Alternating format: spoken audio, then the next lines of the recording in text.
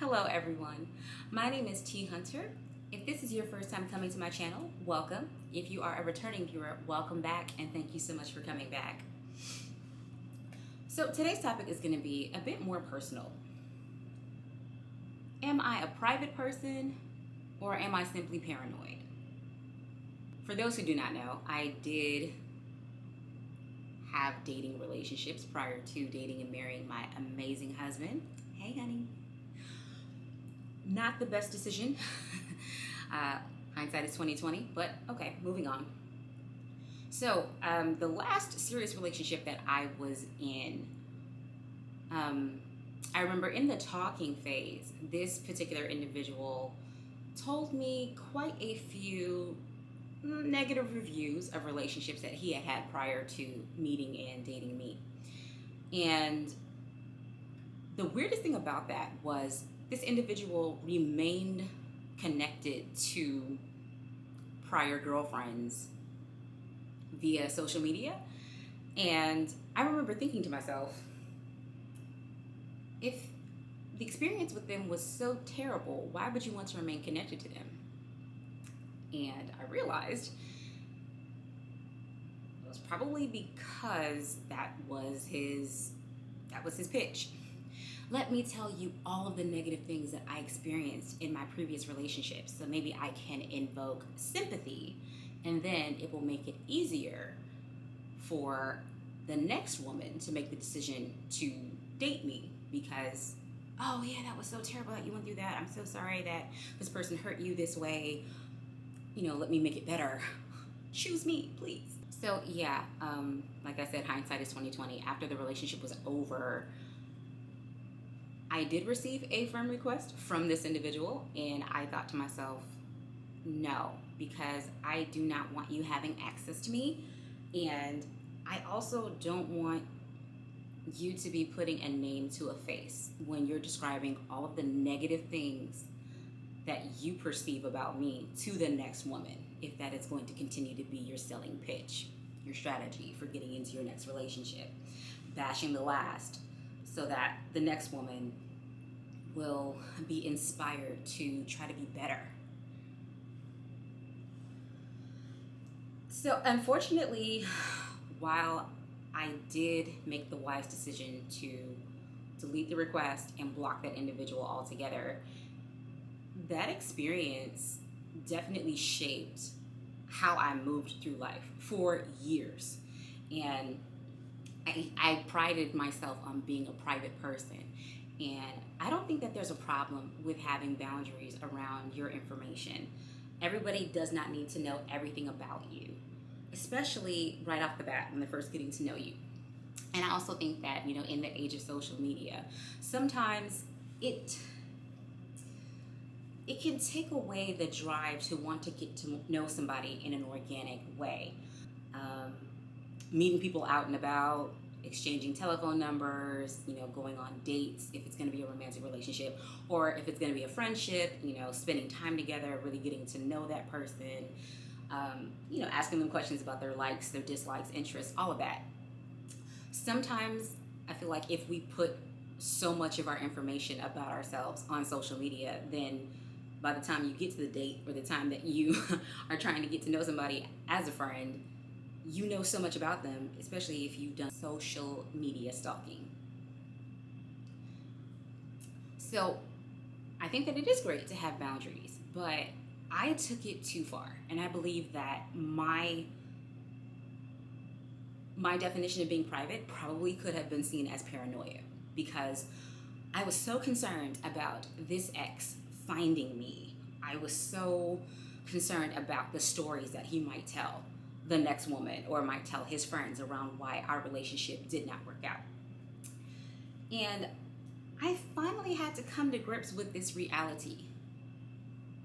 Everyone's experience of me is going to be their own, and it's not necessarily going to be identical. Just like my experience of other people can vary from other people's experience.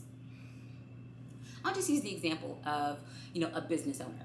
Let's say, to keep it simple, a restaurant owner. What if every restaurant owner took my approach with every negative review that they had? okay, now I'm going to be more private. Now I'm going to lock down. Now I'm not going to put myself out there. Their restaurant would go out of business if they were so concerned with not getting negative reviews that they pretty much stopped working in their capacity, period. So in order to avoid getting negative reviews, I'm just not going to put myself out there. That does not work. And we have the liberty to decide what putting yourself out there looks like. Does that mean your social media page is not private? Does that mean that maybe you have two social media pages where maybe one might be private and one might be public? Or does it mean that you're very mindful and intentional about what you post because you know that people that you do know, as well as people that you don't, are following you or connected to you or what have you? And I'm sure some people might watch this video and think, oh, that's not that big of a deal. Well, for years, it was to me. I even let that dating experience and the negative reviews being the selling pitch to getting into that relationship, I actually let that inform how I believed other people might see me, even in friendships. Like, okay, if this friendship ends, is this going to be a person who's like, yeah, she's a terrible person, and let me show you her profile. Yeah, she thinks she's all that, but she's really not. She thinks she's a good person, but she's really not, because this is how I experienced her. And you know what? That is okay, because every person is entitled to their opinion, and every person is going to experience every person differently. I mean, how many of us have had people try to convince us, like, oh, don't go, like, using the same example, don't go to this restaurant because the food is cold or the servers are not very attentive. And then if you happen to venture out and go to that restaurant, your experience is the polar opposite of what their experience was.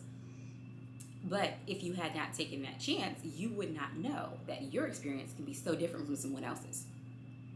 So I have had to learn to apply that same concept to my life. Just because I might not have had the best experience with one individual, that doesn't mean every individual from there on out, I'm going to have the same experience with them, whether it be a friendship, a romantic relationship, a business relationship, whatever it's going to be. So yeah, I do believe that my desire to remain private, my desire to remain hidden, it definitely crossed over into paranoia land. Instead of, oh, I'm just going to be a private person, I'm going to watch what I say, I'm going to be mindful of what I post, because everyone doesn't need to know everything about me with a simple click of a mouse. Yeah, so where I believe that I went wrong, and I would also like to encourage other people to consider this, it is one thing to let an experience influence your decision, and it's another for it to dictate how you live your life. I definitely allowed a negative experience to dictate how I lived my life. And for those who have been watching my videos for a while now, within the past almost 2 months, I started putting out, Therapist Reacts videos. But how am I going to reach a larger audience if I am so private to the point that no one can ever find me? It didn't make sense, and I had to come to that realization of, if I'm going to put myself out there and share my gifts and my talents that God has given me in the field of mental health work, I can't be paranoid. I cannot live under a rock and also put myself out there at the same time. It's going to have to be one or the other. So I just want to encourage anyone who may be struggling with the idea of maybe being a bit more present, whether it be on social media, you're thinking about starting a YouTube channel, or if you're thinking about starting a business, but you're worried about what people might say about you or what they might think about you based on previous negative reviews, or people who might not have had the best experience with you, and how their words can influence someone else's opinions of you. Don't let that dictate your life to the point that you look up and several years have passed and you're having regrets about how you carried yourself. you're having regrets about decisions that you made where you could have possibly made powerful connections.